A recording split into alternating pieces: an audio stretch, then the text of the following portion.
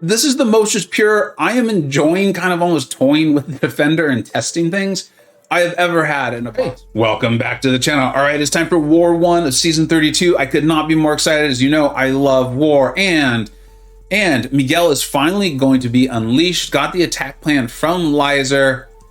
6 fights for Miguel. Cannot wait, including a boss fight and some mini bosses. Let's jump straight into it. You're gonna see early season kind of dritters, not having taken some fights before, come into play.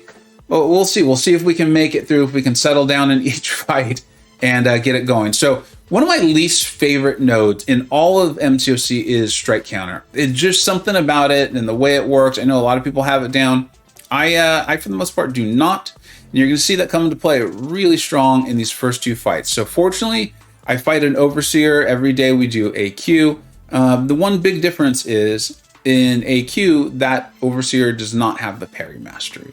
That's something to keep in mind if you face one in wars that the defender may have placed with parry. Most likely they have. So when he throws his special and gets his auto block, he will parry you unless you have a champion who has True Strike. I did an excellent job there of not remembering that I'm not going to start with Monster Mass, so I just took some hits to the face after thinking I would go unstoppable. It is what it is, but I've already lost my indestructible boost, which definitely threw me off, but still, this is a fantastic, fantastic matchup. I really should just bait that special there. That was mistake number 1, because in this strike counter, you really want to be pushing the opponent over a bar of power while you still have a combo so that you can throw your special. And now I've made life a little bit more difficult for myself. 1, lost the indestructible boost. 2, should have baited that special. It is what it is. And you're going to see, though, I'm starting to think about it. He didn't want to throw his special. Looks like I'm going to be able to get him back over there, but I did not throw my special. Another really big problem. And now he's in his cosmic mode, meaning his damage is going to be really increased. Also, I didn't get the chance to throw my special. So you see those passive furies. They are just growing, meaning he's going to be hitting very, very hard. Just fell back on like, look, I know what I'm doing. I have not been doing what I should be doing, but I know what I'm doing. I'm just going to bait his specials as much as possible. Make sure I keep him in a place where I feel confident I can throw my special after a combo, and do not under any circumstances lose, I think it's a true strike or true accuracy. So that way, after Overseer throws his specials, I don't need to worry about his auto block, right? I think right here, I just decided to kind of end it. Yeah, I decided to go ahead and end it, trigger Frenzy, and just finish this fight, kind of get me out of here. He was low enough health, I felt confident on it. So that was good. I mean, that was fine. Solos are solos, and that's all I'm really shooting for. We didn't even really lose much health there.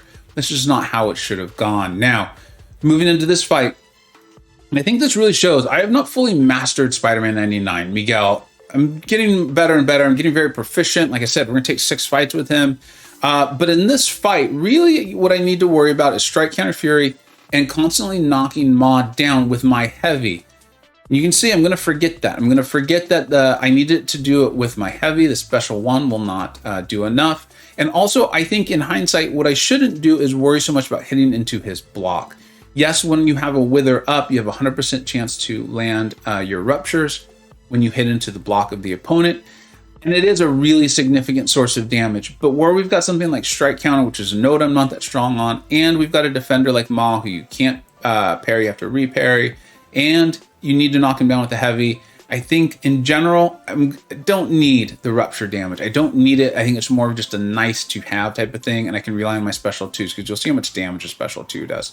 I threw the special 1 there, forgetting that's not going to do a darn thing for Ma as far as like preventing him from, I think, his like persuasion and getting focused, as you see right there.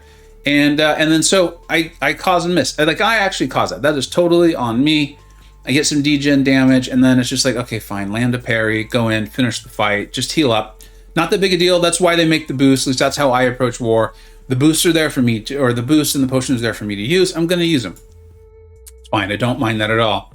Now, going in for another fight here against this Professor X. And this is another example of, I think in these situations, until I get really comfortable with these matchups, I just should let Miguel handle the power gain, because he does just keep up the withers by dashing back or basically causing my dex. Miguel does not gain buffs, so when that would have happened, instead you pause the debuffs you have on the opponent, and then because I'm not worried about the ruptures or anything like that, I can just fully focus on handling Professor X's miss mechanic.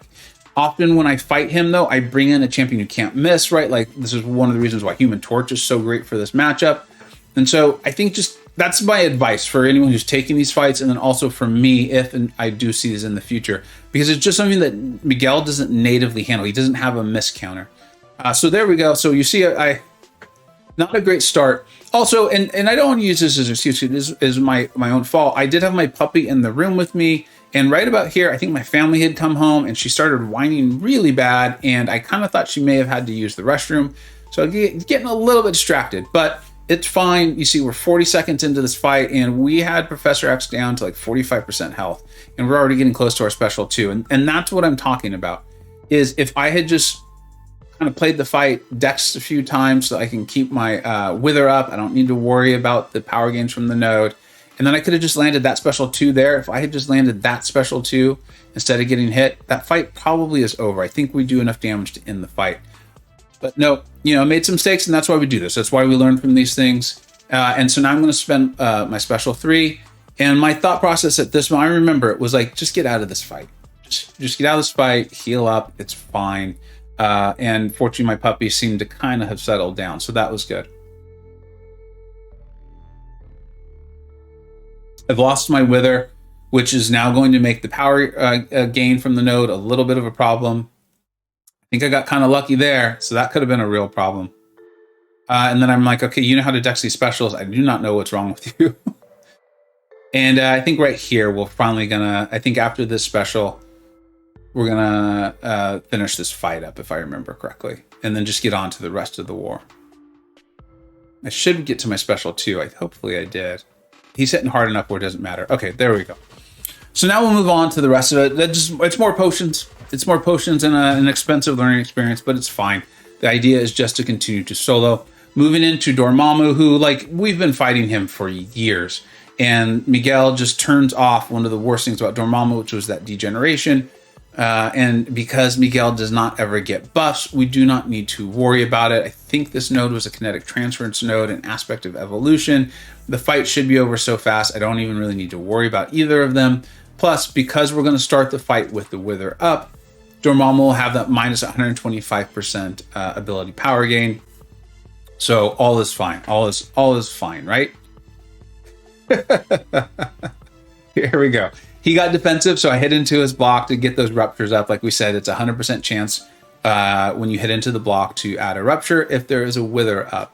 That synergy with anti-venom. I mean, Miguel's great on his own. He really, truly is. But it just starts him loaded. He's ramped up, basically, for the fight. He starts off ramped up. So you've seen me do this before. If you saw my last war of last season, my dog started making a lot of noise again. I got really worried, and it was very, very distracting to me. So I found a spot where I had enough space. I paused the game in that way, and she settled down, fortunately. I was still a bit distracted, but she had settled down, so I felt confident we'd be all right.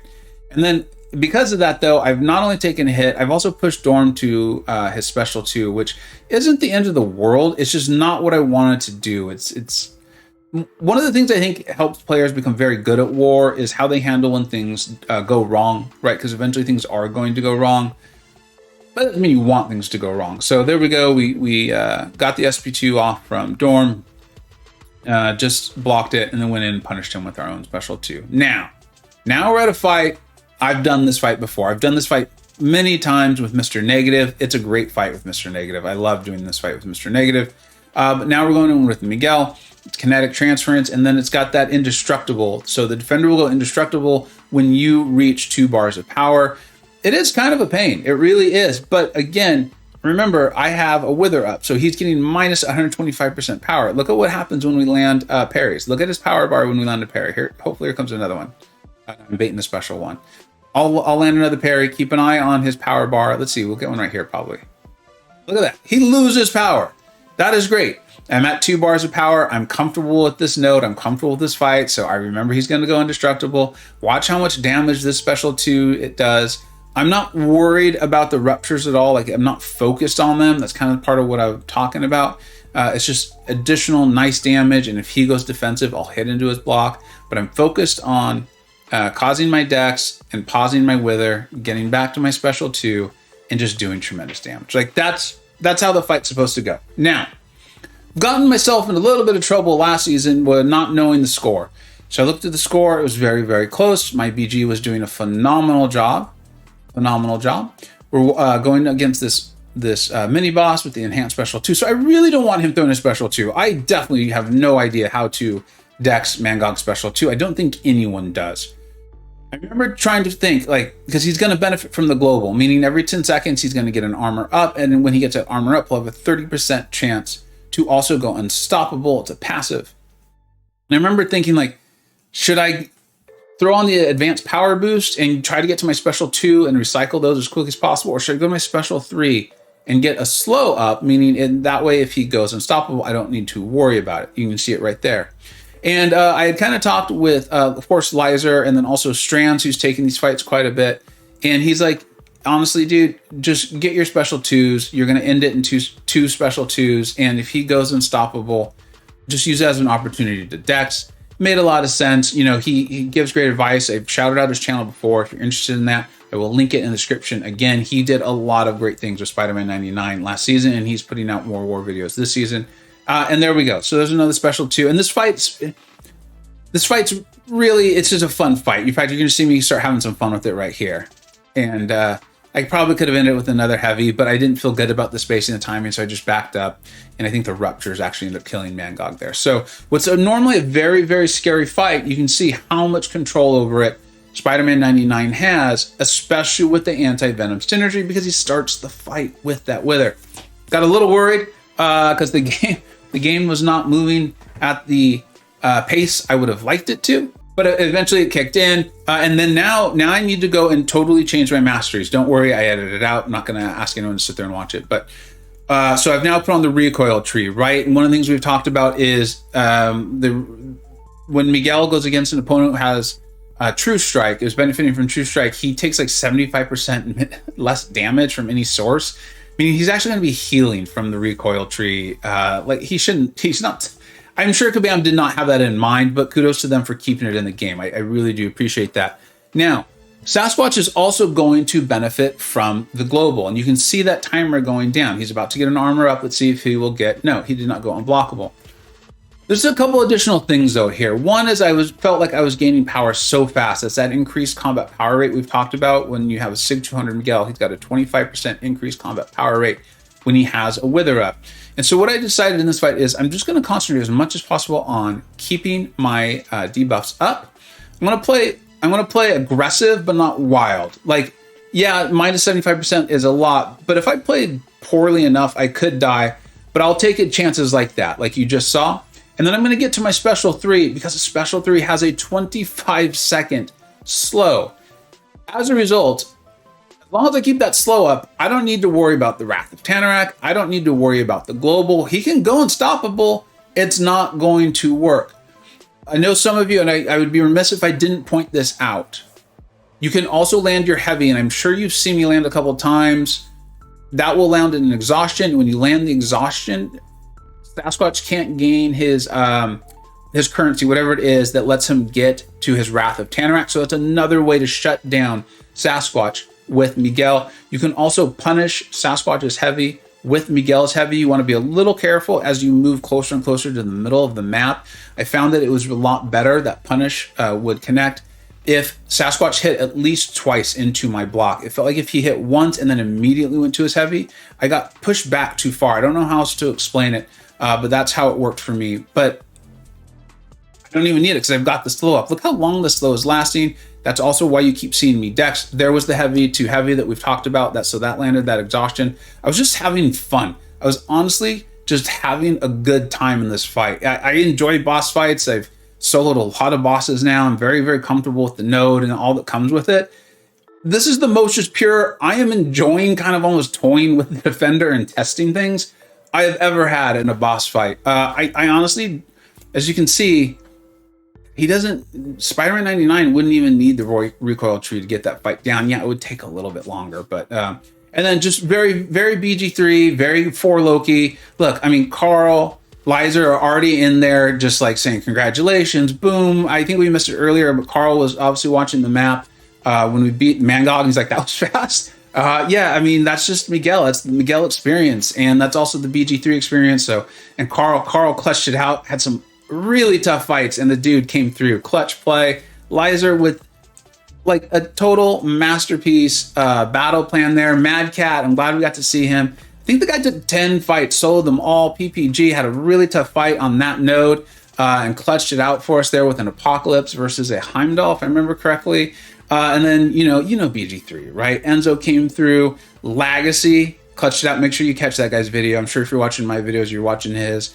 And so it was just a lot of fun. It was great to get the season started off so incredibly well, have such a great time. Enzo had finished his clears. I don't know what hour in the morning he wakes up to do that. Thank you for doing that, Enzo. Very, very cool of you. And we won. We won the war. Feels great. Feels great to get started off that way. Congrats to the MVPs. I already talked about Mad Cat with those 10 solos. He even took one of a fight that was originally assigned to me, and I talked to Liza, and I was like, look, I'm not sure. I'm really not sure on this particular fight. And she talked to Mad Cat. Mad Cat was like, yeah, I'll solo it. And he did. So thank you for that, Mad Cat. And then OJ, Karate Mike, stellar players over there in BG1. It felt great. It was a great start for the season for us at Fort Loki. And just, it was awesome. It was a lot of fun. Now I'm doing something else. I'm going to kind of go over my stats. It's only one war of the season, but I'd love if you catch me on the other side as we talk about that. So obviously with only one war, I mean, none of the stats should really be surprising, but I'm going to try to keep track of this because I think it was cool. I did this for the synopsis or recap at the end of season 31. And I was like, I should do this for each video in season 32 when I can. So I'm going to do my best to keep this up. Let me know how you like it. For Loki, that's the most important thing, right? We are 1-0. Awesome start. Really happy about that. So I've taken 7 fights, 7 solos, 0 deaths, 1 boss solo with Miguel. 2 total champions used. That was a lot of fun. I think I ended up using 12 last season, which was really cool to use the breadth of my roster. And then 1 defender kill. Unfortunately, I didn't see it, so I don't know who it was. We're going to go with America Chavez, right? I think she gets kills. And then so Mold Dude's taken 14.3% of my fights, with Miguel taking 85.7%. As the season goes on, obviously we'll fill this out more and more. How's your war season going? How are you enjoying the global? And did season 1, did you kind of have let's call them jitters like I did? Thank you so much for watching. Let me know in the comments. Take care. I hope you either learned something, were entertained, or even better, a little bit of both. Don't forget to like, subscribe. Thanks so much for watching. Take care.